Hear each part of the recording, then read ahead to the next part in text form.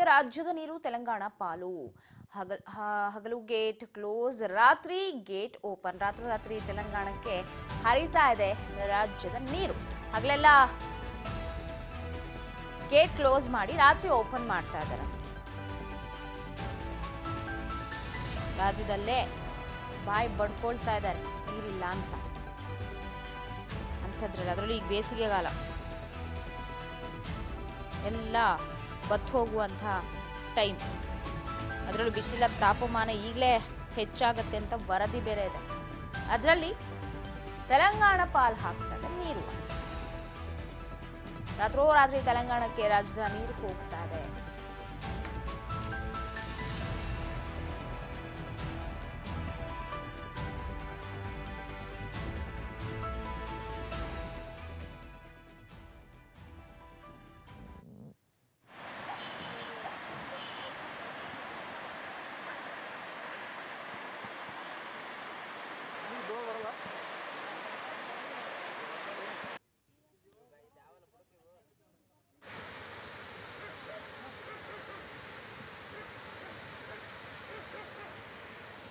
ಸಮಿತಿ ಸಭೆ ಪ್ರಕಾರ ಏನಪ್ಪ ಅಂದ್ರೆ ಮಾರ್ಚ್ 10ರವರೆಗೂ ನೀರು ಹರಿಸ್ತೀನಿ ಅಂತೇಳಿ ಅದು ವಾರಬಂದಿ ಮುಖಾಂತರ ರೈತರ ಜಮೀನುಗಳಿಗೆ ನೀರು ಹರಿಸ್ತೀನಿ ಅಂತೇಳಿ ಒಂದು ನಿರ್ಧಾರ ಆಗಿದ್ದು, ನೀರಾವರಿ ಸಲಹಾ ಸಮಿತಿಯಲ್ಲಿ ತೆಲಂಗಾಣ ರಾಜ್ಯಕ್ಕೆ ನಾವು ನೀರು ಬಿಡ್ತೀವಿ ಅಂತೇಳಿ ಯಾವುದೇ ರೀತಿ ನಿರ್ಧಾರ ಆಗಿರೋದಿಲ್ಲ.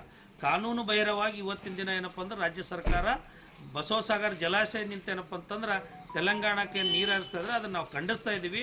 ಈ ಭಾಗದ ರೈತರಿಗೆ, ಉತ್ತರ ಕರ್ನಾಟಕದ ರೈತರಿಗೆ ಏನು ಸಲ್ಲಬೇಕಾದಂಥ ನೀರು ಈ ಭಾಗದಲ್ಲಿ ನಾಳೆ ಬೇಸಿಗೆಯಲ್ಲಿ ಏನು ಕುಡಿಯೋ ನೀರಿಗಾಗಿ ಏನು ತೊಂದರೆ ಹಾಹಾಕಾರ ಉದ್ಭವ ಆಗ್ತದೆ ಮತ್ತು ಜಾನುವಾರುಗಳಿಗೆ, ಪಕ್ಷಿಗಳಿಗೆ, ಪ್ರಾಣಿಗಳಿಗೆ ಕುಡಿಯೋ ನೀರಿಗಾಗಿ ಏನು ನೀರು ಬೇಕಾಗ್ತದೆ ಅಂಥ ಒಂದು ನೀರನ್ನು ಇವತ್ತಿನ ದಿನಲೇ ತೆಲಂಗಾಣಕ್ಕೆ ನೀರು ಹರಿಸ್ತಾ ಇದ್ದಾರೆ. ಅದನ್ನು ನಾವು ಖಂಡಿಸ್ತೀವಿ. ಒಂದು ವೇಳೆ ನೀರು ಹರಿಯೋದು ನಿಂದಿರಿಸಲಿಲ್ಲಪ್ಪ ಅಂದ್ರೆ ಉತ್ತರ ಕರ್ನಾಟಕ ಸಂಪೂರ್ಣ ಬಂದ್ ಮಾಡಿ ಹೋರಾಟ ಮಾಡುವ ಮುಖಾಂತರ ಅದನ್ನು ನಿಲ್ಲಿಸಬೇಕಾಗ್ತದೆ. ಅದಕ್ಕೆ ತಾವೇನಪ್ಪ ಅಂದ್ರೆ ಇವತ್ತಿನ ದಿನಲೇ ರಾಜ್ಯ ಸರ್ಕಾರ ಮಾನ್ಯ ಡಿ ಕೆ ಶಿವಕುಮಾರ್ ಅವರು ಇದನ್ನು ಪರಿಗಣನೆಗೆ ತೆಗೆದುಕೊಂಡು ಏನಪ್ಪ ಅಂದ್ರೆ ಈಗಾಗಲೇ ನಮ್ಮ ಬೇಸಿಗೆ ಪ್ರಾರಂಭ ಆಗಿದೆ.